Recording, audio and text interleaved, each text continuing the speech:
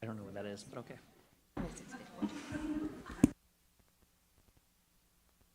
Oh, yeah. Oh, yes.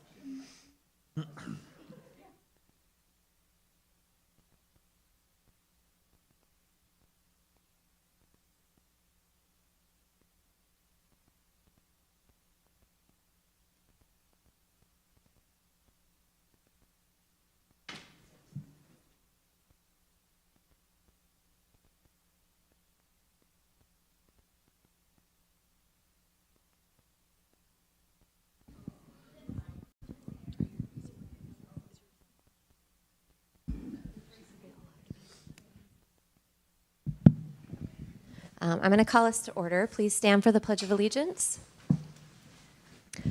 I pledge allegiance.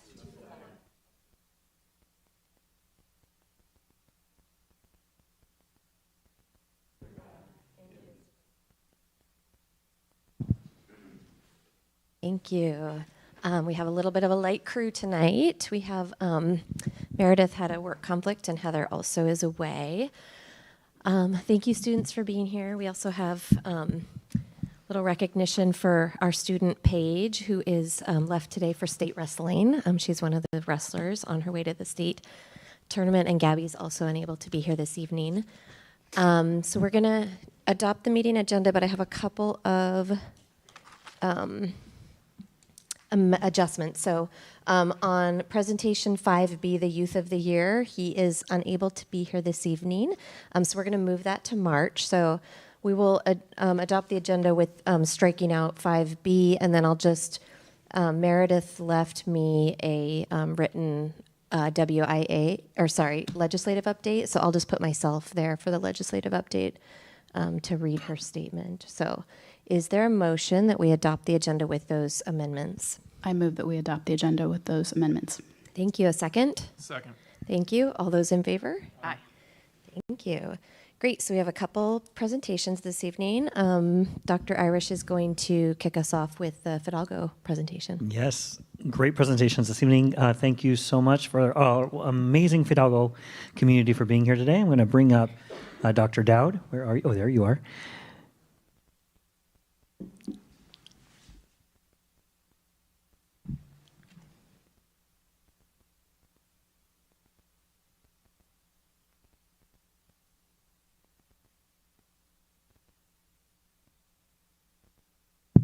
Thank you. So thank you for having us. As you know, each year the principals from each school get to come and make a 5 to 8 minute presentation with staff member and students. And our focus this year, last year we came to you with Cast of Annie, if you'll remember. So, and we have a couple of those cast members here. But this year we want to focus on some of the things we've done around leadership and kindness. So I'm going to have introduce Courtney, our school counselor. And if you go to the next slide. Boy, this is harder than I thought. Okay, I went the right way. Yeah, so as the school counselor, obviously a big focus of my classroom lessons and what I'm teaching kids is kindness. Kindness, like peaceful conflict resolution, kindness to each other, kindness to themselves. But I want to tell you guys about a cool thing that happened at Fidalgo. This was a couple months ago or a month ago. I got a request from Lorelei that she wanted to meet with me, and she wrote on it that she wanted to talk about other kids. So I didn't know if that meant, I don't know, problems with other kids or bullying or I don't know, some kind of conflict, because that's usually when kids ask to see me. So Lorelei came, I got her at recess, and she brought Anika, and they came to my office, and they were almost like, I don't know, bubbly with excitement. They wanted to talk about how they want to bring more kindness to Fidalgo, and they had all these ideas about how they were going to do it, posters and teaching younger kids and all kinds of stuff, contests. So we kind of decided right there, like, let's start a kindness leadership club. So we brought some other members in, some other fifth graders. Yeah. And now you guys are going to talk a little bit about some of the kind things that we've done. Okay, so Lorelei, I'm going to switch you over here. One of the things that we do at Fidalgo is we have a kindness certificate, and if you are seen doing something kind, you can get nominated for one. A substitute nominated this one for me. What? Because I was working with someone who didn't want to be worked with that was having a harder time.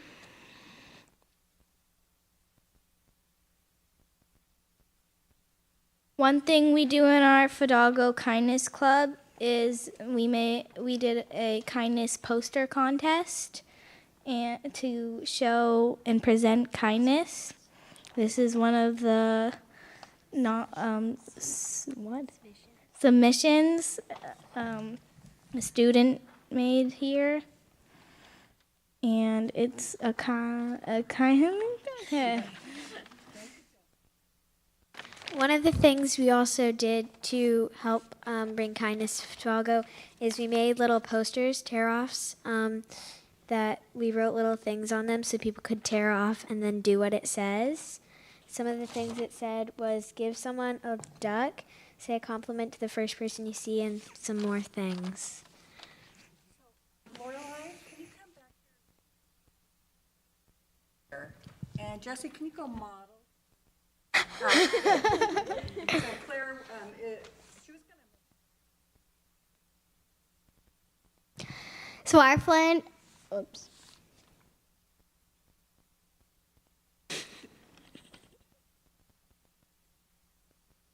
So our friend Claire was going to model a sparkle day we had at school to show how you could shine with kindness. And how kindness is really sparkly and it makes you feel really good, as if you were wearing a shiny coat. Nice ad-libbing. So, girls, if you'd stay up here while we're going to show you, Kindness Club is just one thing we've done. We're trying to, as part of our SEL's school improvement goals, increase student leadership, student voice, and identity, as you saw here. It's our second year of our kindness campaign. And we're also working on the Panorama survey that was asking students how much respect do students show to each other at school. And we're kind of defining respect as kindness, so hence our desire to increase that. So on this quick video, you'll just see little clips of all kinds of different things, many of them student initiated, that are promoting leadership and kindness at Fidalgo. Also, like, if we weren't there for the kids, the parents would be cooked. Miss Pigeon would be cooked. Miss Kimberly sometimes helps. She would be cooked. And yeah, they would just be cooked. And they like us a lot of the time. Some of them don't, but a lot of us like try to give us like high fives or hugs or something. And without us, it'd be a lot more chaotic than it already is. Because some kids like to yell. Number 11 and 92. By the way, I'm sorry for that. Oh, it's fun. I like 92!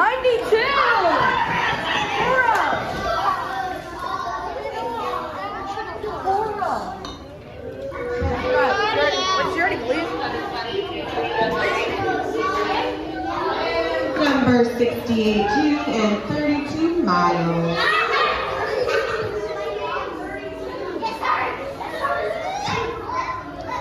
I got them. Thank you. Oh, that's a 78? Thank you. So cute.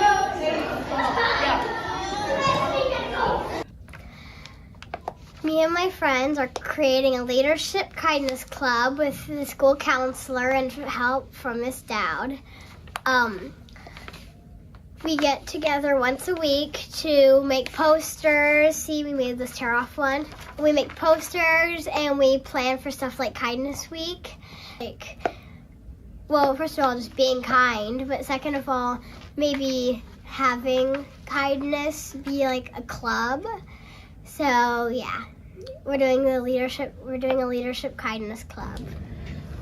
I like going in Miss Stark's class because it's fun to see them improve sometimes because I get to read them to them, but I also let them read by themselves. So that's fun.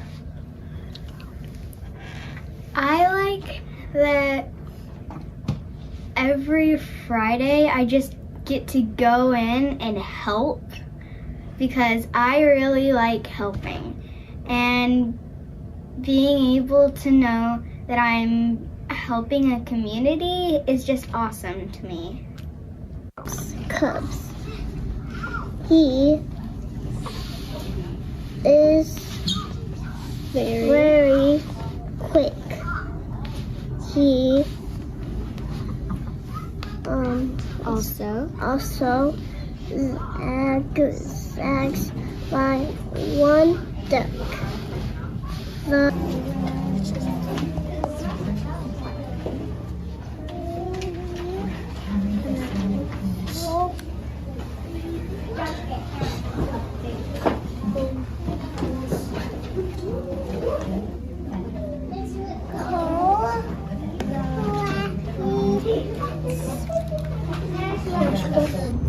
Okay, so we had a idea that we could sweep the cafeteria because we thought it was like we thought of what the custodian thinks and like noticed all the messes. So we started sweeping and we used the dustpan and the broom and we started noticing it was a lot of fun. And then other people joined because it was getting more fun and made us schedules to mark the days to take turns.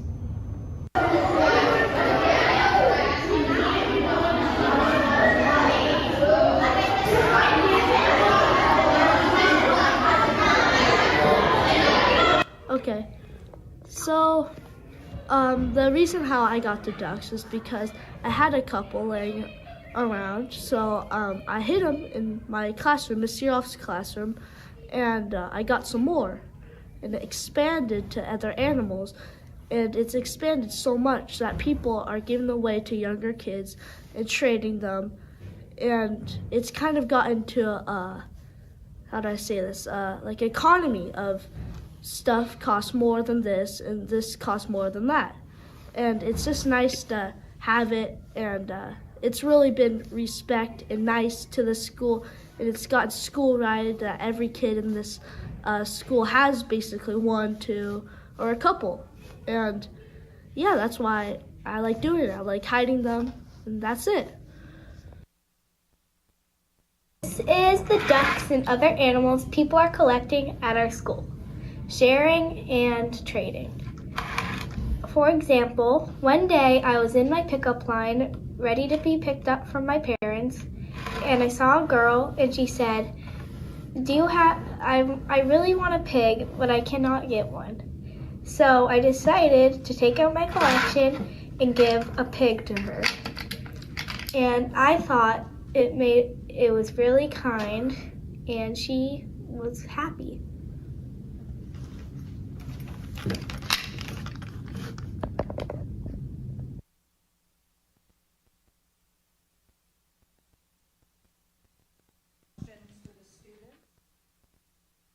Questions or comments? I was so close to wearing my sequin jacket today, and I was like, too much for a school board meeting, right? Regretting it so much, but I love it. This is so fantastic. I know Lorelai told me that you guys were going to be here, and I'd forgotten, so this was an awesome surprise.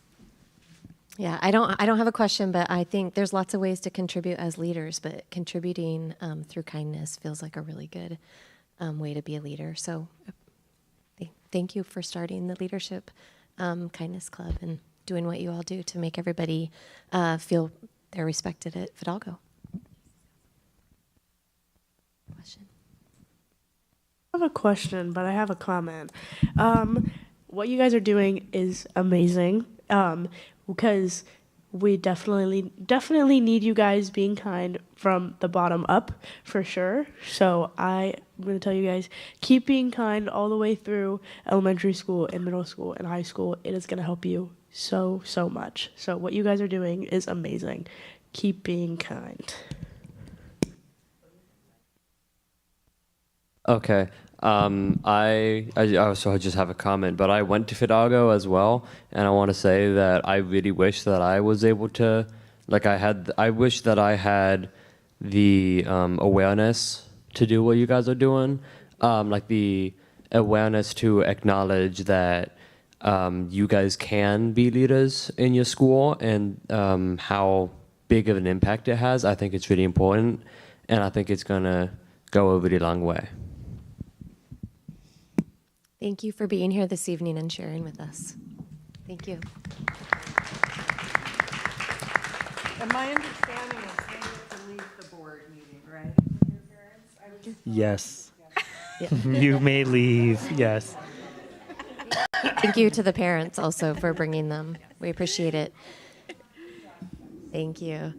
All right, I'm going to ask Dr. Clifford to introduce our next presentation. Okay, I am really going to hand it over to Kristen Kohler to introduce. But before I do, I just wanted to say that there is work being done around restraint and isolation through the state, and that's funneling down to the districts. Restraint and isolation primarily sits in support of students with disabilities, but it also expands beyond that. And so there's some information in the next study session that you will learn about what we're doing on a system level. And today, Brenda is going to share with us what this means to her at the high school and in her position. So I'm really excited to hear about that, and want you to know that we will have more time to talk about system level questions around restraint and isolation and behavior and all of that at our next study session. So I'm going to hand it over to the team for this great and exciting presentation. Becky, and thank you for this opportunity for me to talk and Brenda to talk about this really exciting work that we're doing. Last spring, we had the opportunity to apply and were awarded a grant around reducing restraint and eliminating isolation offered by OSPI. So we got some additional funding, and our focus really, like Dr. Clifford mentioned, was really increasing our district's capacity to build social emotional skills in students and self-regulation skills for the students who need it most. So I'm going to introduce Brenda Arnold. She is a new teacher to us. She joined the high school team as a special education teacher just this school year. She's immediately stepped up as a leader in her department and within the student services department, and she stepped forward to provide this information to you regarding the grant. So with that, I will bring Brenda Arnold up to talk to you about the great work we're doing. All right, thank you, Kristen. And as Kristen said, I'm new to the district. I'm not new to the idea of examining student behavior to figure out like what the motives are and to try to de-escalate. A lot of this is around prevention. We don't have to, do restraint. We don't have to isolate students if we can prevent escalation. Okay, so the goals of the whole program, of course, safety, because anytime you're having to restrain or isolate a student, especially a student that's escalated, the safety of themselves and those around them is in jeopardy, and including them in the learning environment. Anytime you have to restrain or isolate a student, you're taking them out of the learning environment. Eliminating the use of isolation is the goal, and just not making it a part of the program, taking it off the table, limiting the use of restraint. And so a lot of times when a student is triggered, when a student does we end up having to respond in these ways, it's because of something that's like they're carrying around in this invisible backpack. What baggage is there? How can we dig into that? So we're looking at investing in mental health and trauma support to be able to give them what they need so that these aren't the ways, the negative ways that they choose to express those things. And so that also included some behavior workshops where we looked at de-escalation practices and then also improving data reporting. So some pretty lofty goals that we've really been able to dig into. So the funding came from OSPI. So this year, they started with an initial $50,000 outlay, and then they were able to dig around and find some more funds to give us a little bit more. And here we get to talk to you about it, and they'll give us a little more. So we're thankful for that. And then last year, the initial outlay was $30,000 to start the work. And so we started the work with 2 days of behavior workshops. I wasn't able to take a part of that because I wasn't here.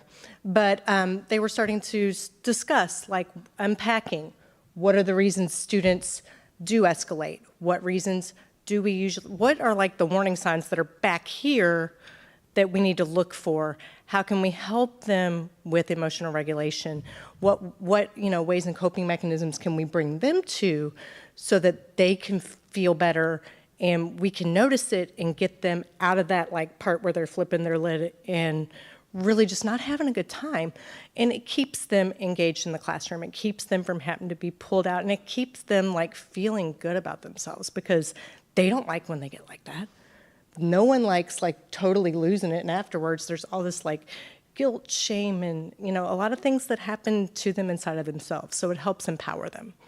And then we have started working with the Brooks Powers team with on-site consultation and observations. So we continued a lot of that work this year, doing the behavior workshops, doing the consultations, the right response training, and then we also started bringing in behavior workshop training for classified staff because they work with the students just as much as certified staff when we're talking about students with special needs.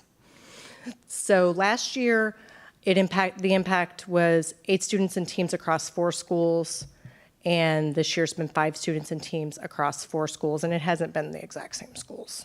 So it's pretty much making an impact across the district.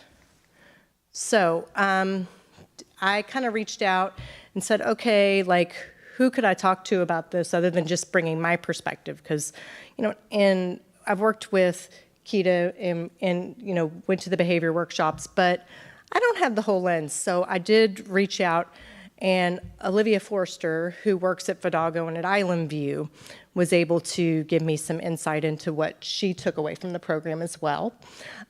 She values positive behavior interventions and supports. She worked before in a position where she had to work with a lot of behavior. So she worked with Keita with a bunch of teams for multiple students at her school. And she also, like I said, attended the workshops. So with student success, the consultant was there like the first week of school on the ground. And so really started providing structural support. And structural support means like looking at prevention. What, accommodations are we making in the environment?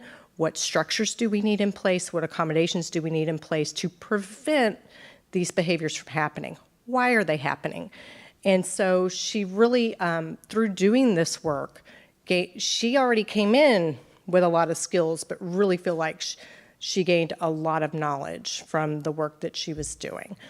She said that, Keita, the consultant, I keep looking at her, she's like nodding. She was just like, and I've worked with her too, so I know this.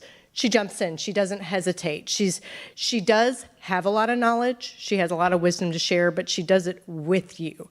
She inserts it, she offers it, but she also, listens and collaborates with you. She doesn't just preach at you, which is, Olivia said she really appreciated, and she just gave it as much support as she could where she could give it.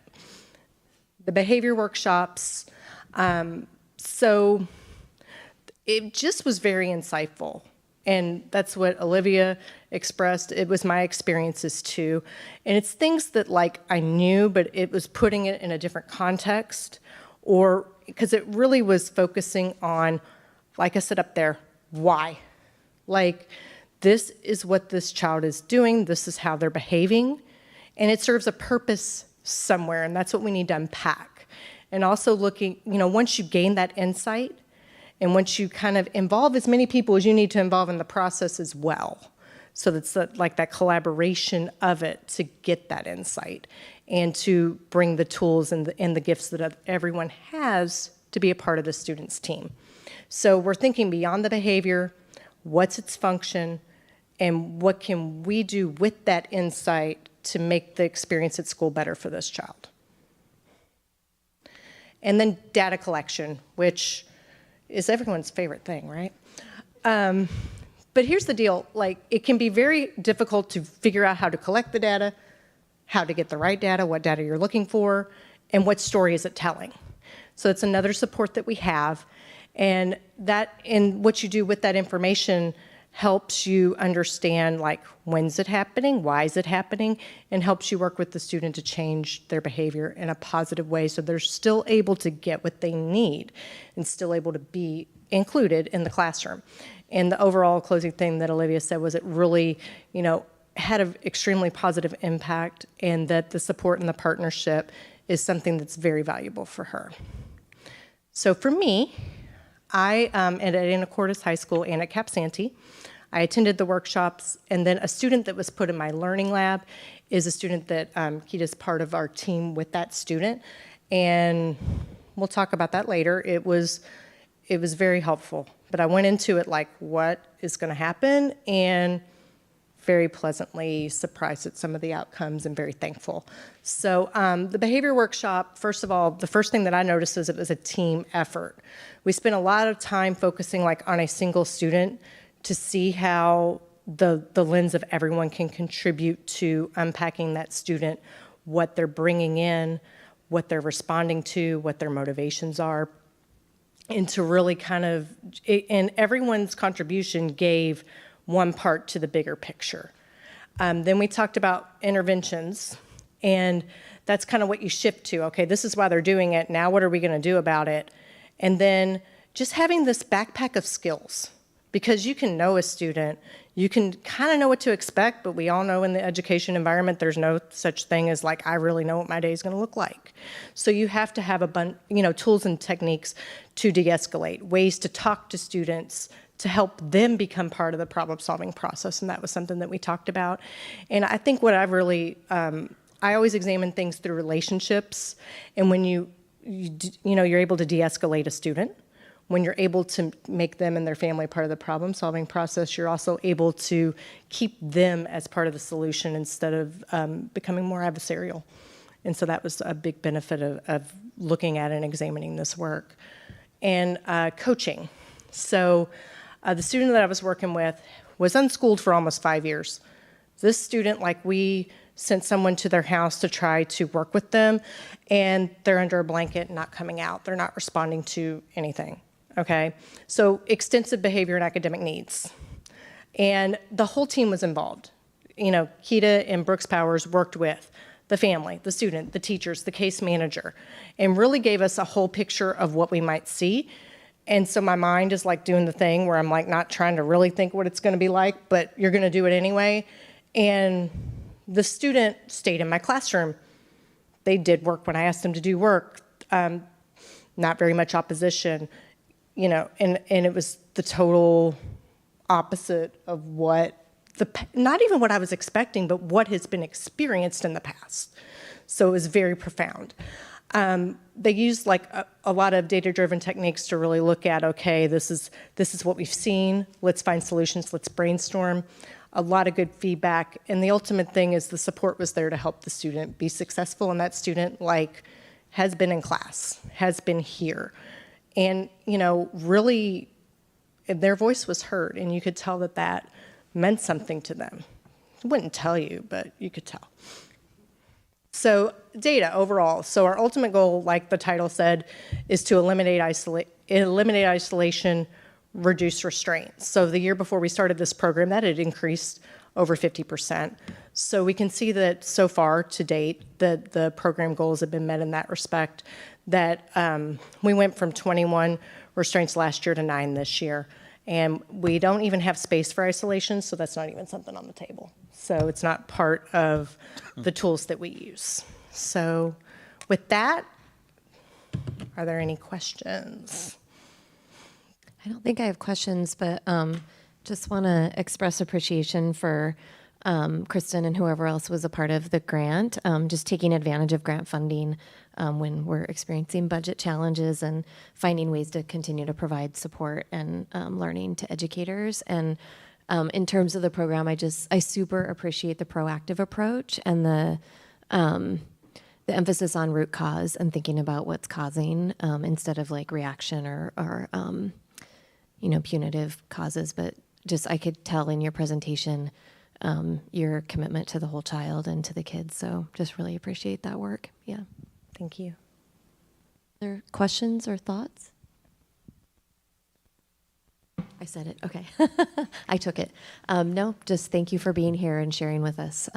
Just looking forward to seeing hopefully we'll get a chance to see the end of the year data at the end of the year next year. But thank you. All right. Thank you all. Thank you, Brenda. All right, we have 2 public comments this evening. So just a reminder, you have 3 minutes for public comment. There is a timer right here so you can see how much time you have left, and it'll ring when time's up. And the board won't respond to public comments generally, but we appreciate you being here and we'll follow up if necessary. So Peter Donaldson is up first.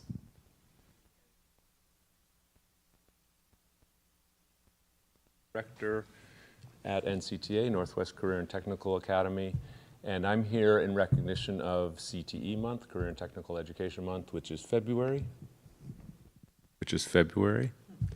And I just want to acknowledge the partnership with the counseling team, specifically at the high school, and also the administrative staff at the high school in how we serve students from Anacortes High School in our programs. As you may or may not know, we serve programs in the Mount Vernon campus, and we have multiple programs over there, and then we have a smaller campus serving over 100 students right next to Thrive at the Marine Tech Center.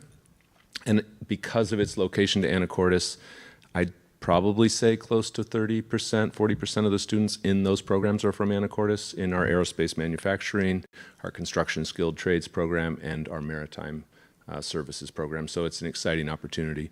Next year, we're expanding programs for students into something we call third session, which happens from 3 to 5:30 in the afternoon. And you'd be surprised that there are a lot of students who like the idea of being able to sleep in the morning, go to their high school mid to late morning, and then go to school programming until 5:30.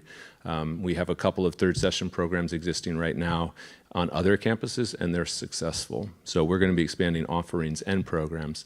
But none of that happens without the partnership between our schools that we work with, and Anacortes is one of them. So thank you for the board and Dr. Irish. He's on our administrative council, so he meets regularly with our school team to hear about what we're doing and help keep us on the right track with student services. But the real reason I'm here, despite the fact that it's CTE month, is to recognize one of our student ambassadors. Her name is Janae Pittis, and she is an Anacortes High School student. You may know her mother as well. Kathy Pittis is a good and great friend of the school and the school district. Janae is a student currently in our dental program, but last year was in our vet program. She's attended 2 different programs, and I think you were in some summer programming as well.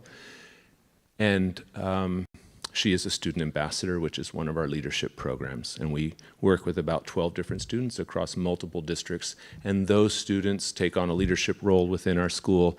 And during CTE month, one of those particular assignments or tasks is to speak to you about their participation and role and experience at NCTA. So I'm going to invite Janae up, and she's going to share a little bit about herself. Thank you again.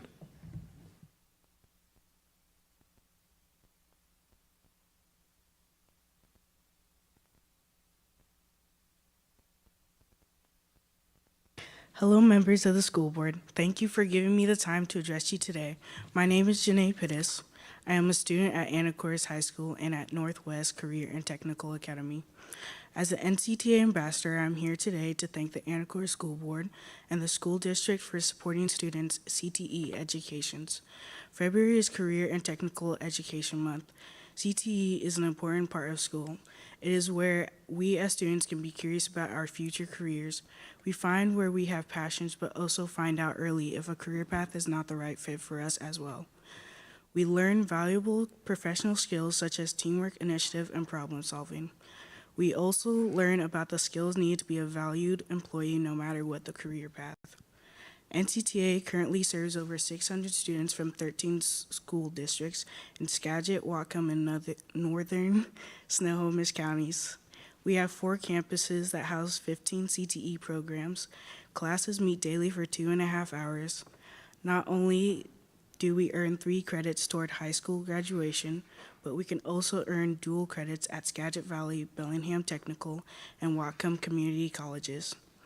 In addition to teaching professional skills, NCTA gives me the opportunity to make valuable connections and work with local businesses and organizations. My CT education began here at Anacortes High School, where I enjoyed welding with Mr. Smock. Currently, I am learning how to be a dental assistant at the NCTA campus at Skagit Valley College, and last year I took the vet assisting class. I signed up for dental to explore more career options.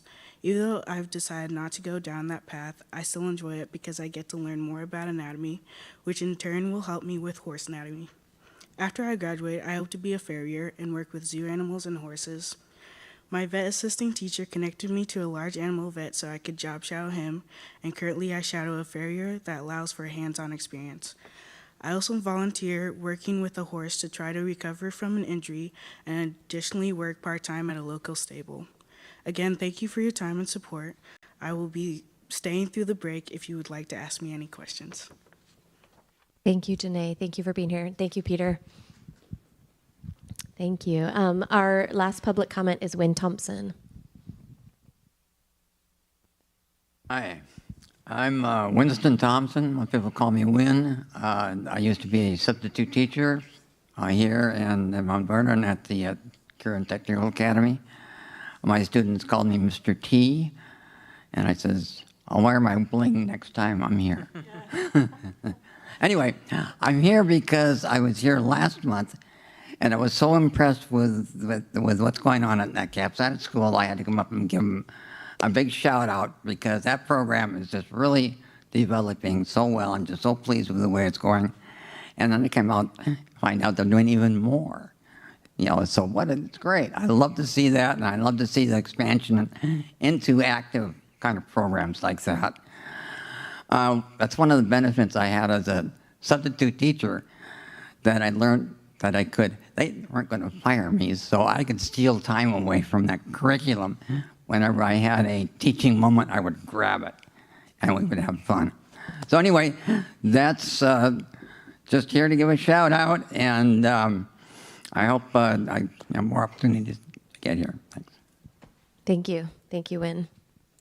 All right, that's the end of our public comments. So we will go to superintendent and assistant superintendent comments. All right. Well, good evening, board directors. I'd like to start by sharing an overview of my recent activities and engagements, aligning with the district goals, celebrations, budgets, and engagement at the local, regional, and national levels. So first and foremost, I've been engaged in school visits this month since the last time we met, meeting with principals at Island View, Mount Erie, the high school, as well as Cap Santee. In those meetings, we review data and progress on their action plans and their school and action plans within their school improvement plans. And the purpose of those meetings is to strategize support they need and to remove any barriers for achieving their goals. And also this month, I have weekly and biweekly meetings with our cabinet team to stay aligned on our priorities. Last night, I attended the ASF board meeting. I just want to give a big shout out to the Anacortes Schools Foundation. I'm incredibly grateful for their continued support, especially their funds as they provide for mental health. Currently, they are funding $293,000 for mental health, $35,000 for secondary intervention supports, $47,000 for the arts, $41,000 for STEM, $17,000 for third grade swimming, $44,000 for early education, and $15,000 for the Ready to Learn Fair. Incredibly grateful for their contributions and support of our school district. I also this week participated in the Chamber Board Retreat and focused on in that meeting we focused on board roles and responsibilities, as well as a revised board committees, and as well as revisions to our strategic plan. I just also want to give you an update on the consent agenda, school board consent agenda on 15D.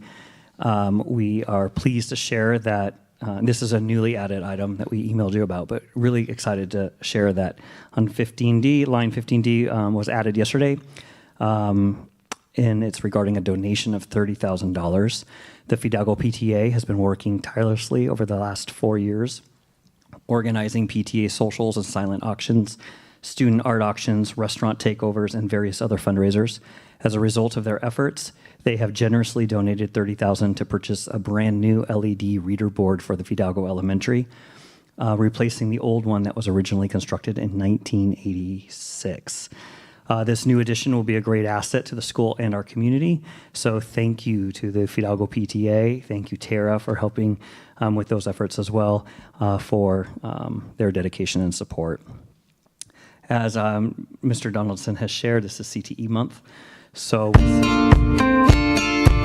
a moment. Thank you. Thank you. Wake us up a little bit there.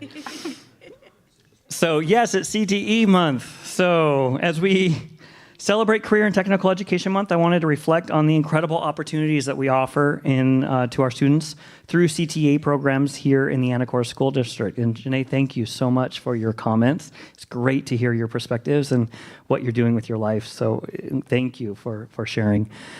These programs are about much more than just preparing students for the workforce. They provide hands-on experiences, real-world skills, and a chance to explore their passions and career pathways. At Anacortes School District and beyond, we offer a variety of CTE courses that help shape the future of our students, from welding and woodworking to sports medicine and coding and robotics. Our students are gaining the technical skills they need to excel in today's world.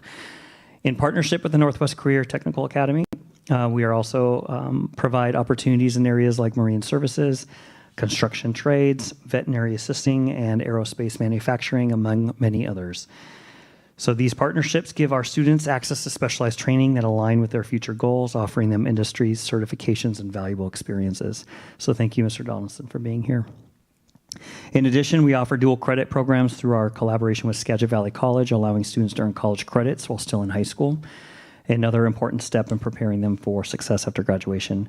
And tonight, we want to showcase some of our talented students who have been participating in the CTE program. So in addition to Janae, we're going to share a short video of some celebrations. And hopefully it's not too...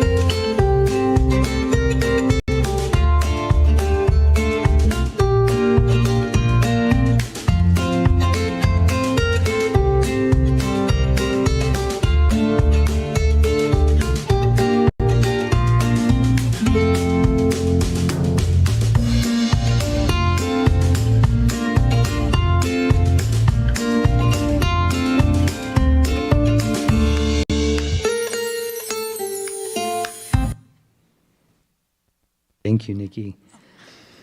So as you can see, our students are not just learning from traditional textbooks. They are diving into hands-on projects, gaining the skills that will set them up for success in a variety of fields. And of course, none of this would be possible without the dedication and passion of our amazing CTE staff who go above and beyond every day to support and inspire our students. They are the ones who are guiding our students through these hands-on learning experiences, providing them mentorship and helping them build the skills and confidence they need to succeed. So thank you for all that you do to our staff and our administrators. I also want to give an update on some regional and state leadership that I'm a part of. This month I attended the Washington State Risk Management Pool Board Retreat. I was elected to the board last year, and now I'm serving my second year, advocating for risk management, safety, and financial stability or sustainability, and will engage in additional risk pool learning sessions in March. I've also was a part of a national superintendent forum this past month, engaged in conversations with superintendents from across the country, really discussing and unpacking the impacts of recent federal executive orders and future policies. And it's quite shocking to see across the nation how that's playing out depending on which state you live. And grateful to be here in Washington. Co-facilitating, I've also been co-facilitating research with the University of Southern California, University of San Francisco, and the University of Washington, specifically studying culture wars and curriculum conflicts in education. And we're looking at ways in which to counter the negative and toxic narrative about public schools and ways to engage community in understanding and contributing school environments where each and every child has access to an inclusive, supportive environment, socially, behaviorally, and academically. We've been focusing on, in our often divided world, uniting communities and addressing what equity really means through our strategic plan. And the deliverables of this research include practitioner resources, coordinated research agenda, and institutional support strategies. And I'm grateful to be a part of this project and honored to be invited. I've also been actively involved in school funding advocacy at the state level. I'm working with a statewide superintendent group to address Washington's school funding model. We're in session 3, that's in about a week. Session 3 of a convening with leaders across the state and researchers and faculty from the University of Washington. The goals include short-term goals addressing budget challenges like insurance costs and special education underfunding, as well as our long-term goals of developing a 6-year plan for ample and equitable funding. And the focus is on structural reforms to ensure lasting financial sustainability. Our upcoming convening will be on school finance reform. Little updates on our budget. Unfortunately, as you know, we've been facing some significant budget reductions over the past 2 years. We've collaborated with our labor management, families, students, and the community to address our district's financial challenges. The engagements include the Budget Advisory Council, community town halls, and budget updates shared with service clubs, the Chamber of Commerce, and other community groups. We continue to use the feedback from these sessions as we make future reductions. In year 1, we implemented a zero-based budgeting approach, which is rebuilding the general budget from scratch. We prioritize the expenditures as required, essential, and discretionary, and use this framework to determine budget reductions. For year 2 and now year 3, we are transitioning to a plus-minus budgeting approach, which is identifying the necessary additions to the budget, for example, legal and contractual obligations, as well as determining the reductions to balance that budget. Since our last board meeting, I've communicated the impact of the state underfunding of public education on our district with the community. I shared a webinar with staff and directed principals to present it during staff meetings to ensure consistent messaging. We've met with union leadership across all associations to deliver the same presentation and address their questions for a common approach. We're in the process of identifying reductions for up to $2 million. We finalized enrollment projections recently, and unfortunately, we're looking at a 1.6 enrollment loss, and originally we were looking at 1%. So that changes our funding a bit from about $300,000 is what we were looking to lose to about $480,000. We're going to continue to identify reductions for positions and programs and then process those with our district leadership team. And we're beginning to process reductions with labor management groups. And if necessary, reduce provisional staff and or reduction in force across our organization. We're continuing to bargain with 6 labor groups.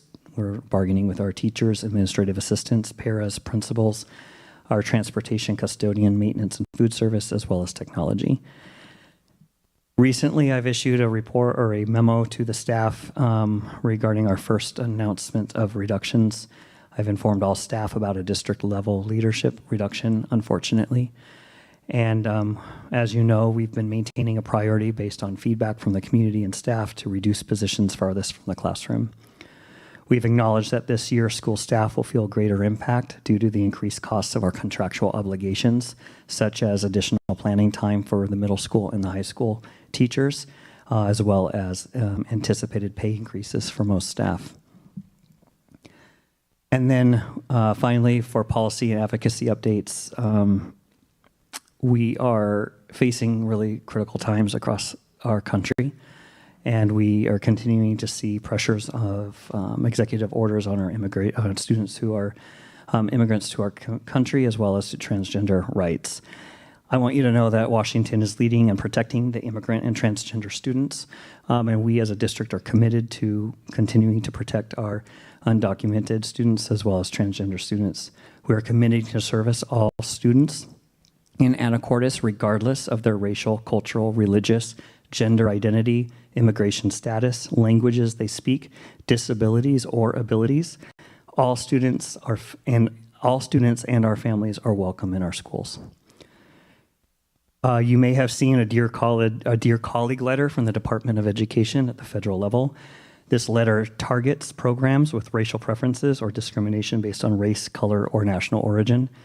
And I want to be really clear that the guidance we're receiving is that we maintain alignment with Washington state laws prohibiting discrimination or preferential treatment. There are no immediate changes to policies or programs.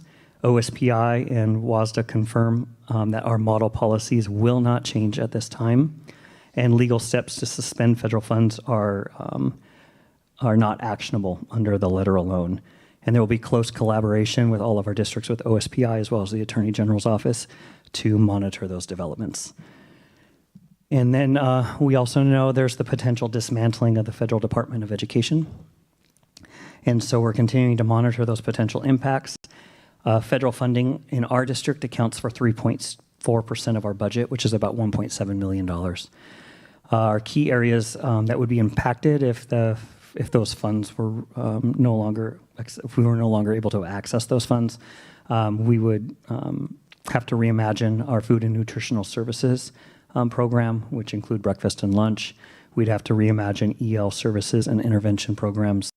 We'd have to reimagine special education services as well as professional development for funding for our staff. So that is the update from me, and I appreciate your partnership in all of this important work. So thank you.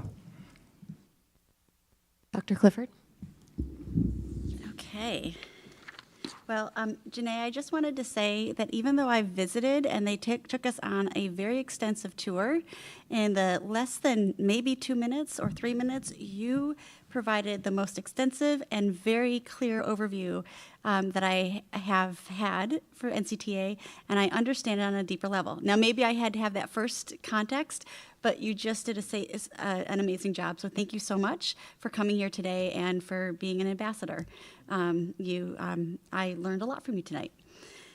I want to first start by echoing Dr. Irish's communication commitment to welcoming and the safety of each and every one of our students in our schools, and our commitment will stand true to that. And you read through all of the things, so I'm just echoing that.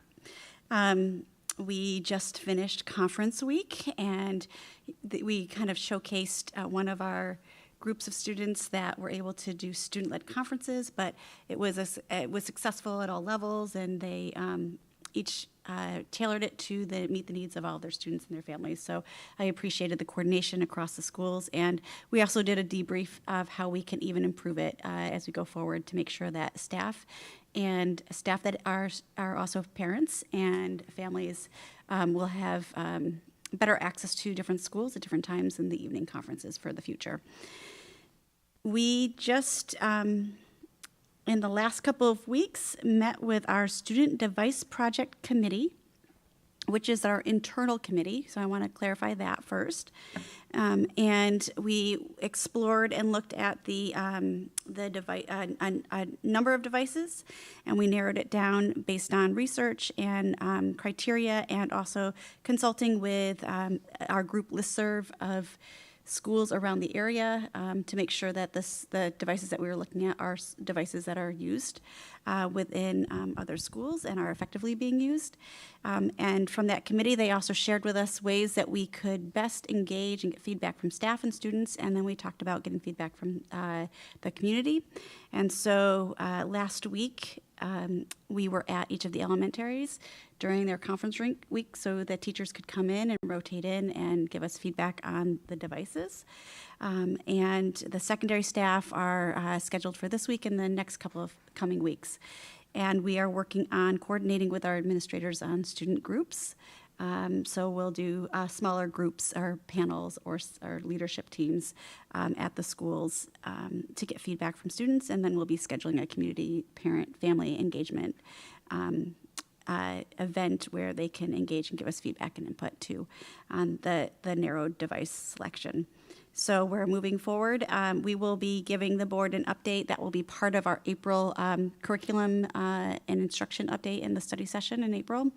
And we'll also make sure that we give some more updates during frequently in the upcoming weeks and months between then and now. We we are shifting as part of our intentionality of repurposing and refining and being more efficient and effective with our funding, and also more aligned with the intention of OSPI around highly capable screening. We are launching the highly capable screening in March, and our 2nd and 5th grade teachers are going to be hosting the screening and proctoring the screening in their classrooms. In the past few years, we've had an outside proctor come in, and we've paid for them through our highly capable grant to do this, to administer the screening in each of the classrooms. And as we've talked to OSPI, the intent was that it's part of just the classroom experience, and that their teacher knows them best, so to kind of create a comfortable, inclusive environment. So the teachers have been great, the principals have been amazing, and I want to give a shout out to Ann Berard, because she put together the whole proctoring training. She trained the principals, and then yesterday she led the proctoring training for the teachers. And then when they had questions, she followed up and sent all of that information to them, and she's going to go out and be support in case they need it this first time around. So that screening is going to be coming up, and then we'll follow our normal process. And we also we're on assessment season. We're in the middle of WAAIM, which is our alternative assessment for students with disabilities. We're also in the middle of WIDA, which is our assessment for our multilingual learners, or second language learners, or English language learners. And then in the next few weeks, we'll be starting to set up our building plans for our SBA and WACAS, which are state assessments that are going to be coming in April. So I know I hit on highly capable because I wanted to share about how we're trying to be efficient and where we're trying to do cost savings in the best way we can. But it is assessment season. When it comes to curriculum, I had shared with the board at the beginning of the year that the math digital platform for the middle school is being merged with a different organization, different curriculum entity. And so I had an initial meeting with the math team this week, and we talked about we looked at a couple of potential curriculums and looked at some very high level, and we made a plan for our next steps to do a supplemental material adoption. And we will be giving you an update in the April study session, and keep you posted on that. And we're trying to minimize costs, but make sure that we have that we're supporting and providing continuity with the adopted math curriculum that we have in place.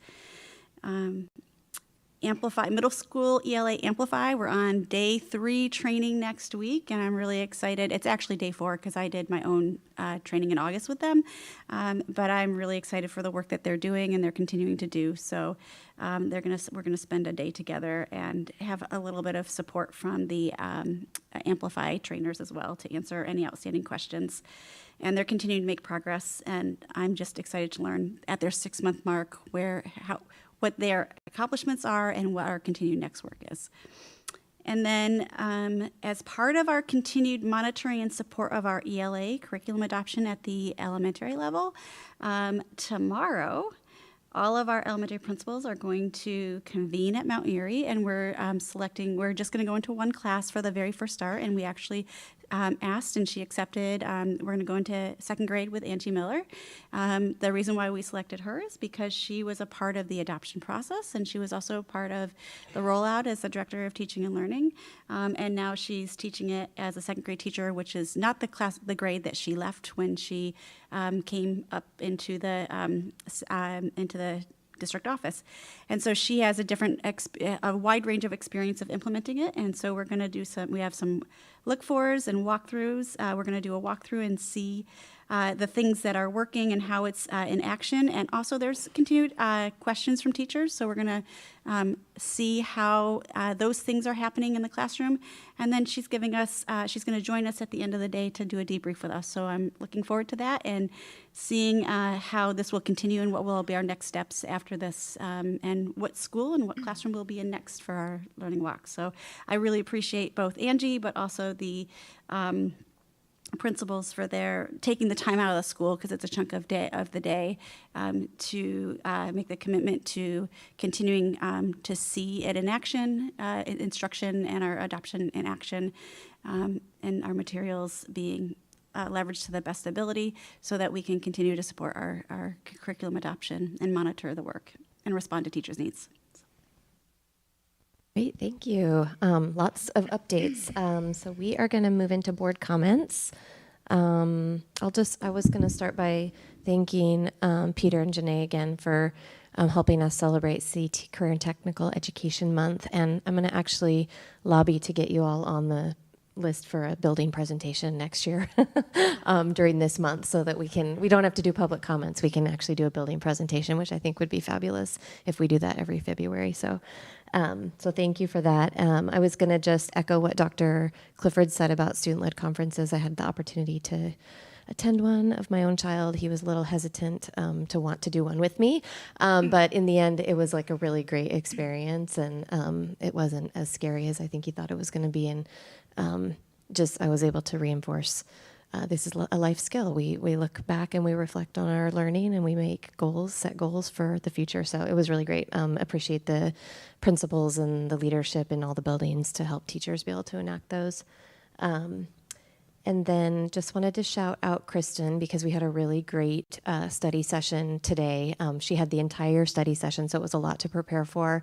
But we were able to go really extensively deep into special education, and just wanted to do a shout out because under Kristen's leadership, the district has moved from level 3 of compliance, where you have some things you need to fix, to a level 1 where there's nothing to fix in just a couple of years. And so really appreciate all the hard work of Kristen and the whole special ed department to be able to bring the district into compliance and do what's best for students. And then just wanted to acknowledge, Dr. Irish, you shared a lot about what is tough right now about being a school leader in Washington State and the country. And so just want to acknowledge you and Dr. Clifford and the whole cabinet around all of the difficult decisions that are having to be made.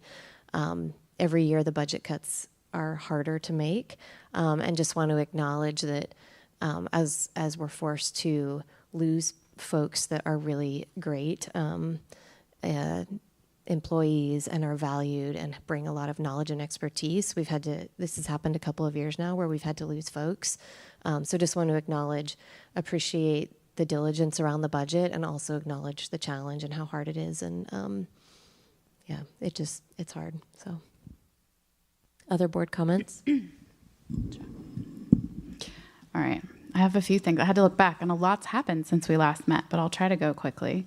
I got to tag along while our student board reps did their first focus groups on Panorama Survey at the secondary schools, so I look forward to, they did a great job. We learn every year, so it's our second year, and I look forward to when they present that in the spring, but we started that in January, so we're ahead of the curve. And then Dr. Irish mentioned this, but the amount that is being contributed to our mental health supports through the Anacortes Schools Foundation really, I know that's what we have, but it's nearly $300,000, and what that allows us to do, and that support, and the fact that we've maintained that partnership means so much to so many that we both hear about and don't. So thank you for continuing to prioritize that, and just want to shout out and recognize how important that is from them. Thank you, Janae, for being here.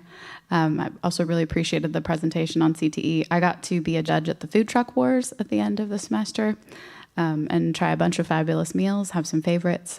Those middle school chefs, I'm telling you, they're really good.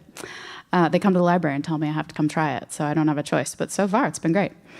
And then I also want to acknowledge some of the things that you mentioned, Dr. Irish, and I'm very proud that we are making sure that we are in alignment with state law and taking care of every single student and ensuring that they are safe here and welcome. And also on our consent agenda, we have our new policy responding to hate speech, and having seen, getting to talk about that in our retreat and then hear from teachers and students already about that. I'm very proud that that's what we're doing, and just thank you for all your efforts in that, because of course that one's not required, and I'm proud that we're doing that. And then I was looking forward very much to going to Mount Erie, and the snow messed it up. And usually I say something about the school I visited, but I thought I'd do a little shout out anyway, because I got to talk to Kevin, I have to be careful because my nephew calls him Mr. Schwartz, I asked him, my nephew had gotten chosen to be a principal for the day, and he was sure that a school board member would show up, namely his aunt. So I got to go and see a new program that they've done and have a little preview, and it's all an incentive to get kids to not miss school. And he got to tell me a little bit about it, and I got to see that, and that there were 2 first graders that had been chosen, and we're very proud. So I look forward to hopefully being able to make it when we get that. We have it rescheduled, and hopefully we'll see that. But it's always fun to visit schools, and I'm always devastated when they get canceled or we miss them. And I know not every school gets to go to, or not every school board gets to go to each school every year. And I love seeing that and can't wait to visit NCTA very soon. So I think that's all I have. Nothing. All right.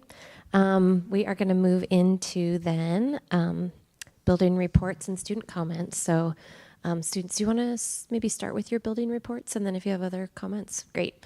So let's start with Zephyrin, who has a Fidalgo building report. Thank you. So right now, Fidalgo is looking great. They're in the middle of conferences, and they had a great turnout, and Ms. Dowd said that almost every parent showed up for their conference, which is great.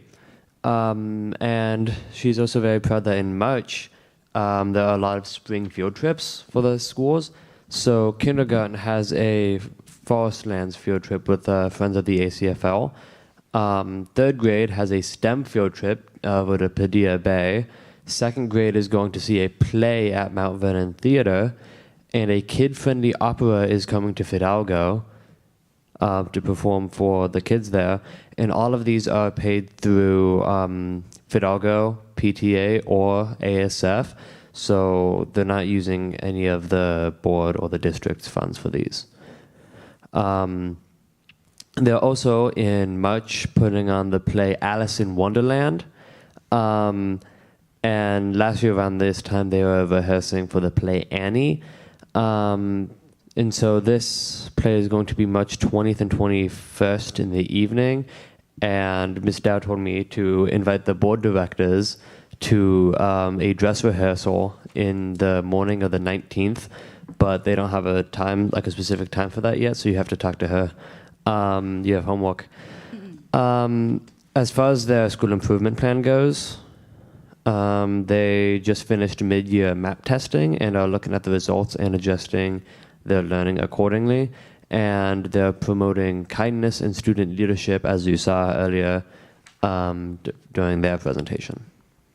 That's all I have.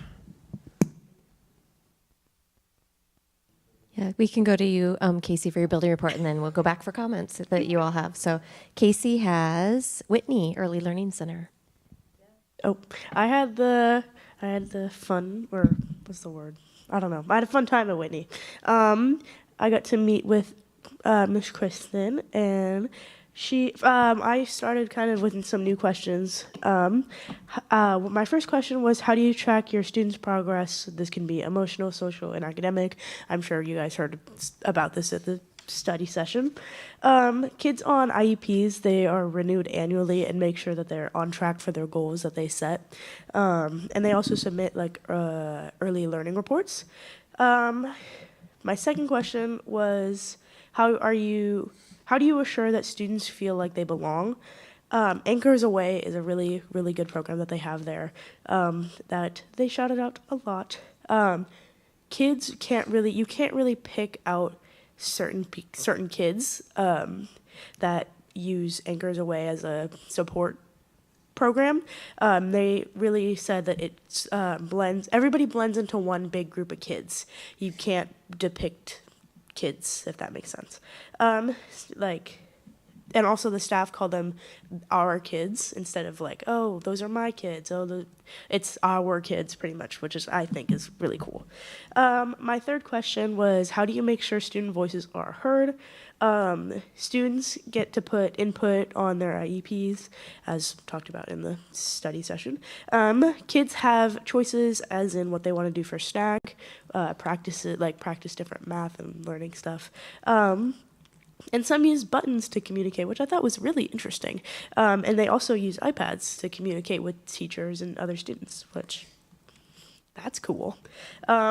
Success story that they shared, that a student hadn't been in a classroom in a long time, and he was very loud, and he couldn't sit still for a very long time. And now he can hang up his coat and do things like art, and it's cool. Some highlights: students can really help communicate, help other students communicate with teachers, as if students couldn't talk to a teacher about something that they were feeling, they could talk to a student and they report back to the teacher. Anchors Away, really good program that they have. And it also sheds light to kids that experience things differently and do things differently is a really helpful thing. And then they give me a little tour. It was awesome. I got to go into some of the classrooms, and one of them was having a dance party. That was awesome. So yes, that's all I really had. I had a really fun time doing Whitney, and yeah. Thank you. Other student comments? Okay, I'm just gonna keep going. I only have a couple. We at the high school, we're gonna have Aaron Jones come back and talk to our school student body, which I think is gonna be awesome. If you guys want to come, it's February 24th. I forget when it's gonna be, so add that to your homework pile. It's like midday. Yes. I have it right here. It's on the 24th. It's at 12:25. Oh, you got it for me. The Lightning Thief is gonna be done in a month. 1 month. I'm so scared, but that's okay. And then we've had a bunch of send-offs at the high school for swim, boys swim and dive, choir and band. Go them. And then wrestling just left today. As shout out Paige, 23 of them gone. So yes. And bowling. And bowling. Yes, bowling. But that's all I have. Thank you. Zephyrin? There we go. Yes, thank you. What does this say? I'm trying to read my handwriting. Oh, yes. I want to point out, the student representatives of this board, as well as student representatives of a bunch of other boards, were invited to a student representative board retreat put together by the senior board representative of Oak Harbor High School, or Oak Harbor School District, sorry. And I think that's really cool. We're gonna get together, and it's gonna be like a massive, like a brainstorm event on how we can improve what we're doing as student representatives. And I think that's really cool that we have this opportunity as not only one district, but a chunk of other districts to come together and work on our leadership. Also, there was a band concert on March 31st at Broadniak and a choir concert on April 2nd in Broadniak. Boys and girls wrestling went to state, as well as boys swim and dive and bowling. And choir and band, I wasn't part of these events, but they both did amazing at solo and ensemble and at All-State. And at solo and ensemble, the big main choir group got a Superior Award, which is the highest award you can get at that event. So our programs are doing really well at AHS, and I think that's really cool. Thank you, Zephyrin. I know that there's been a record number of state send-offs lately. I heard somebody say earlier today. So thank you for recognizing the groups across athletics and activities that are just really excelling. Appreciate you both for the updates. We are going to turn it to Mike now for our finance updates, starting with the enrollment report. I figure the enrollment report really becomes fairly boring at this point, so I toned it back and really summarized, and just figure I'm still going to plan on 25 FTE down for the year, for in-person enrollment, and we're at almost 18 right now, and it typically, if you look at our trends from the trend chart, for in-person enrollment, it will continue to decline till the end of the year. So I don't think we'll make it quite to the 25, but I still want to kind of over-project it. Any questions on enrollment? Nope, just, I guess we'll just cross our fingers that we're wrong and we get some students, but yeah. Yeah. Thank you, Mike. Yeah. Again, we're down, what, 5? Yeah. Because our running starts up. But we don't really get to keep all that money. Yep. Thank you. All right, so we're going to go then to the financial report. On the financial report, again, I haven't had this huge negative impact yet from the apportionment. And you definitely won't see it here in December because that's going to change in January, but it's not going to be a huge impact. Grants are still kind of running behind at this point, and I think for a couple of reasons. One, the claims weren't available in some of them, but in others, we just really haven't spent some of the grant funds yet. So it's a combination of things there. Our transfers were up. Our MSOCs was up, from where we were, so we're spending a little faster. But 70,000 of that was buying a couple vans that month. So that was a donation we received to help offset that. But running under on payroll, which is the one we've typically been running over on before. So I think our payroll budget and following along is much closer this year. Is that, I have a question around that. Is that, I know substitute costs have been really more than what we've thought the last few years. Is that what the payroll? It includes substitute costs, but it includes everything. Does that make sense? It includes regular staff salaries, substitute costs. I'm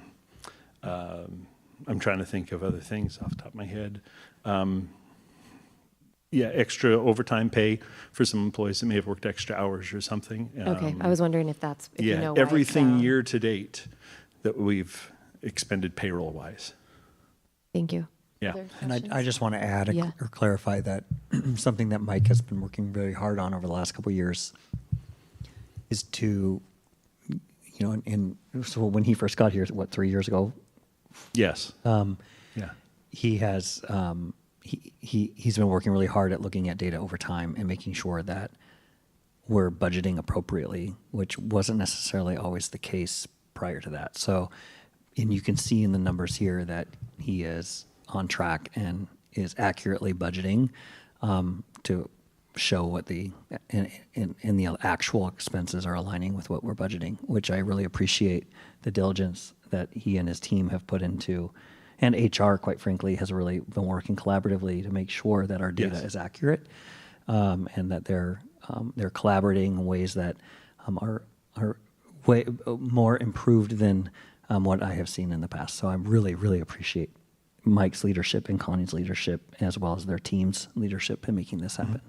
Thank you. Yeah, that's helpful because I know fixing the codes, and then once the codes were fixed, cleaning up the data and making sure things were coded correctly. It was a process. Well, and then you kind of need a couple of years of things coded the way we need them coded to start to create a trend that we can use to project the future, right? Yep. So we're kind of getting there now. I did wanted to point out too, like in December of 2023, we had borrowed money from capital projects. So a year ago, we were in the hole about $100,000, and at this time, we have 557. Even though it's less than what I was projecting to have at this point, it's better than we were a year ago. My initial projections were on enrollment came in where it belonged. So the missing it is part of we're not going to be where we hope to be in our enrollment for the year. So this is part of the impact from that. That's helpful. Other questions? All right. Thank you, Mike. All right, thanks. Thank you. All right. We're going to go to committee updates, and we'll start with the WIAA update for Jack. No update? Okay. I have a legislative update that Meredith left, so I will read that. She said, it seems clear that legislators are aware of the financial crisis in our schools and are supportive. However, they continue to have their own financial dilemmas and are being pulled in a lot of ways this session. WASDA's big three, special education, materials, supplies, and operating costs, so the MSOCs, and transportation, all have bills that are making progress. And tomorrow is actually the deadline for a bill to make it out of committee, so we'll have a bit more perspective on that next week. And the message that education needs to be fully funded is being heard. It's just unclear what that means in actual increases at this point. Our state associations continue to be cautiously optimistic on some wins, but not the big ones that are really needed. So we'll probably have a much better update next month from Meredith after we've seen some progress with bills. Great. Can I ask Dr. Irish a question about those three proposed, I don't know if they're three separate or individuals, but if legislation is passed to increase funding for MSOCs, transportation, and special education, and if our Olympia friends are listening, please pass it. How do we know that that money goes to those things? Will the legislation be written such that it is earmarked? I know it's sometimes a dirty word, but how is it tagged or coded such that it goes to those needs that we've articulated over and over? Yeah, that's a good question and an unknown. If it's MSOCs, I mean, we do, if it's an MSOCs, it has to go towards MSOCs, and there's a certain percentage that we have to align, and Mike, you can add clarification on that, but, and transportation fund as well.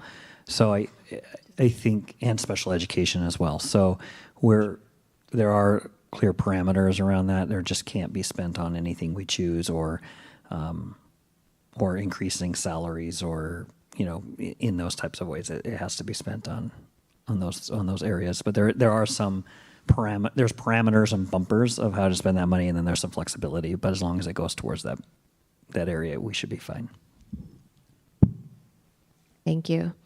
All right, so for policy governance, we have a pillar report. It's a partnership report. So Dr. Irish can speak to that, and then we'll Sure. Thank you very much. So I am prepared for you a partnership pillar report in collaboration with Dr. Clifford as well as Kristen Kohler. And you can see here that it's broken into two components. The first component is a part of my evaluation and the goals that we set in our strategic plan. The second part is not a part of my evaluation, but it just provides more context and a bigger picture of all of the partnerships that we're working toward. And so you see the bigger picture.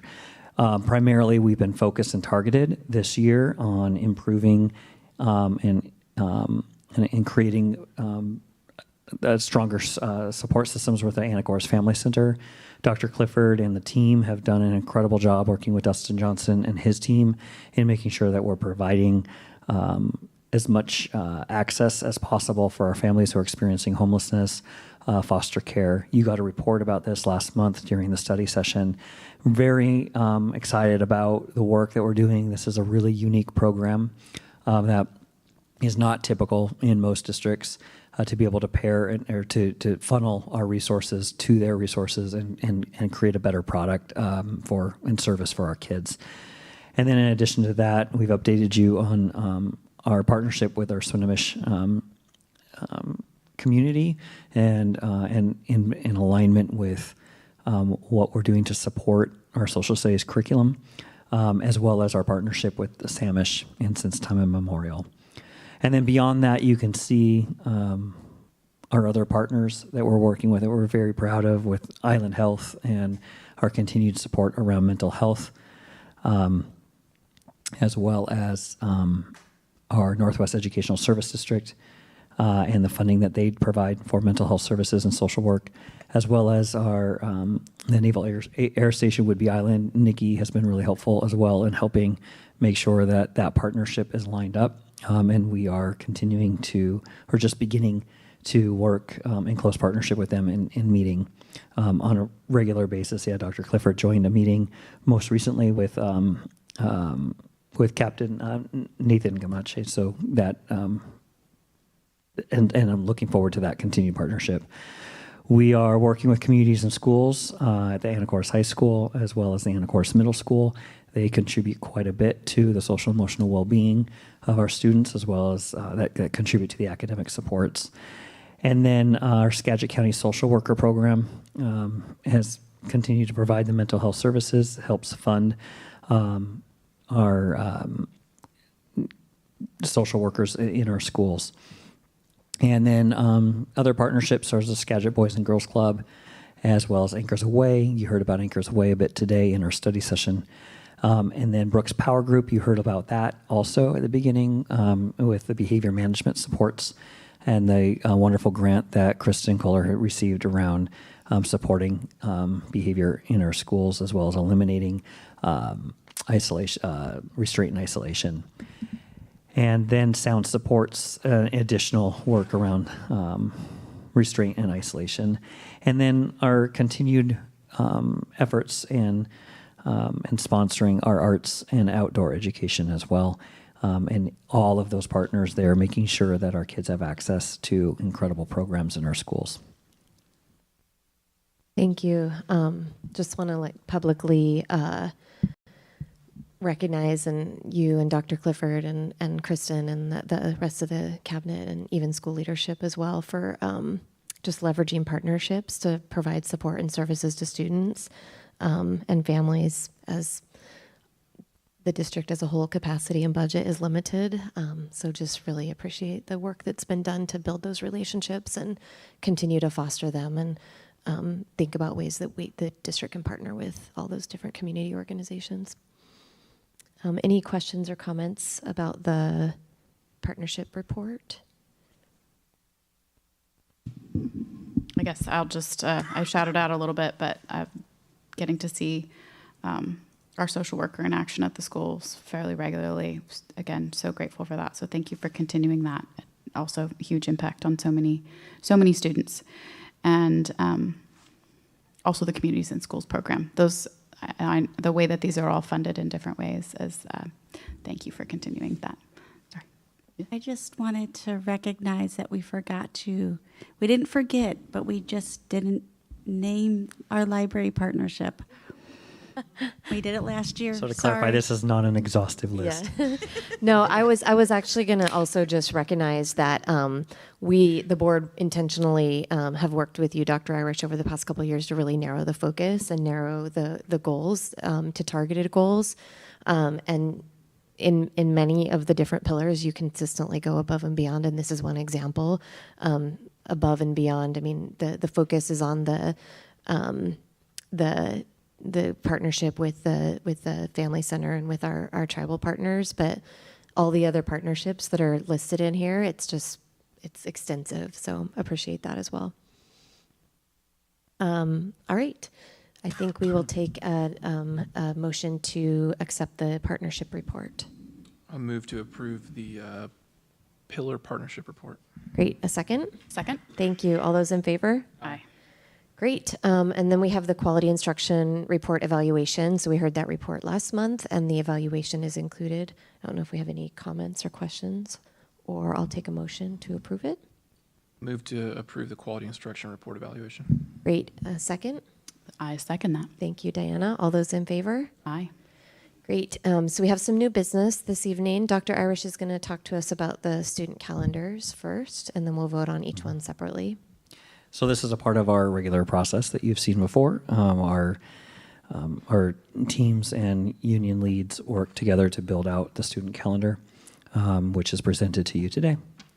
And they will look at multiple factors of considerations of average minutes needed to meet the state requirements, as well as balancing out the need for professional development across the organization. Great. Thank you. Appreciate the advanced calendars being put out there so that families and staff can plan. So I will take a motion to approve the student calendar for 25-26 school year. I move we approve the student calendar for the 25-26 school year. Thank you, Diana. Second? Second. Thank you, Jack. All those in favor? Aye. Great. And then I will take a motion to approve the 26-27 school year student calendar. I move that we approve the 26-27 student calendar. Thank you. Second? Second. Thank you, Jack. All those in favor? Aye. Great. Dr. Irish is going to speak to us about the first policy deletion, which is the school improvement team's policy. Mm-hmm. So you will start to see a lot more deletions and additions to our policies as we do a policy review and audit and align and to better align with WASDA. We are in that process identifying policies that are no longer relevant or are embedded in other policies. So school improvement teams are not going away. School improvement plans are not going away. These are vital to the success of the organization. We have practices in place around and continuous improvement. And the school improvement plans and teams are embedded in that, as well as you get to see the school improvement plans and vote on them every year. So, so this is just a redundancy and is not necessary and is not recommended by WASDA. So that's the reason that is being deleted. Would you like me to continue to explain them more, or would you like to go and? I think we can vote on this one and then we'll go to the next one. Okay. But just want to, before we vote, recognize Nikki, because it's one of the board goals this year to become better aligned with our policies, to become better informed about our policies. And we know that there's quite a lot of policies that are outdated. They don't align anymore with state law or WASDA model policy, or they're duplicative. We have it showing up in more than one place. And so it is quite a process. It's actually, some districts have a full-time job to have somebody update policies and make sure that policies are updated. And so on top of all the things that you do, Nikki, taking this on at the school board's request, we just really appreciate it. And I feel good about the process and the fact that we're going to get our policies cleaned up and in alignment with state law. And so just appreciate that, the work that you're going to put, that you are and have been and will continue to put into this process. So I'll take a motion on policy 2010 deletion. I move to approve the policy deletion 2010. Thank you, Diana. Is there a second? Second. Thank you, Jack. All those in favor? Aye. Great. And do you want to speak to the diversity multicultural education policy? So there might be an assumption that we're getting rid of diversity and multicultural education because of the narrative that's happening at the federal level. That is not the case. This is a duplicative policy, so we are deleting it. It's aligned with we have an equity policy that oversees all of our policies. We've got multiple ways in which we address and honor diversity and multicultural education throughout all of our policies, and we are committed to that work as an organization. This is just an effort of cleanup of policies.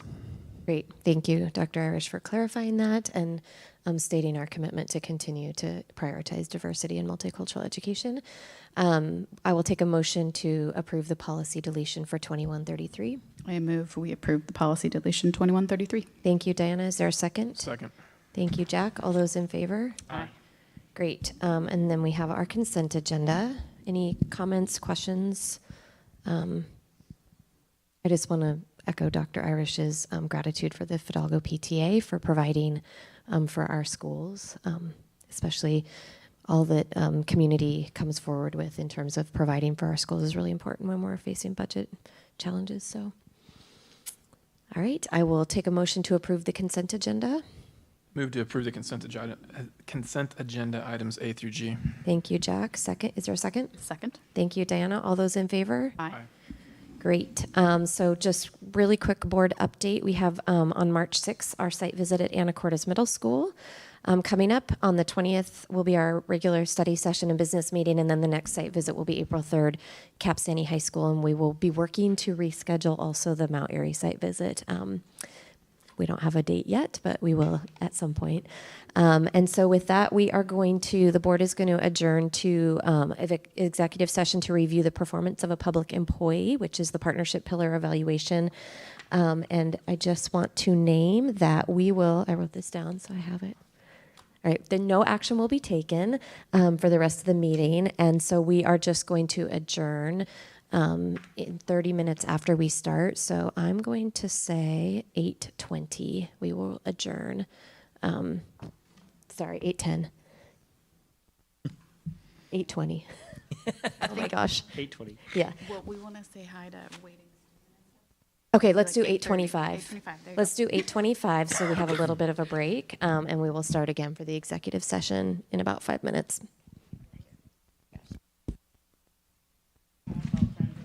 Okay, sounds good. Got time for one question? Okay, no, I'll go after. Yeah, okay.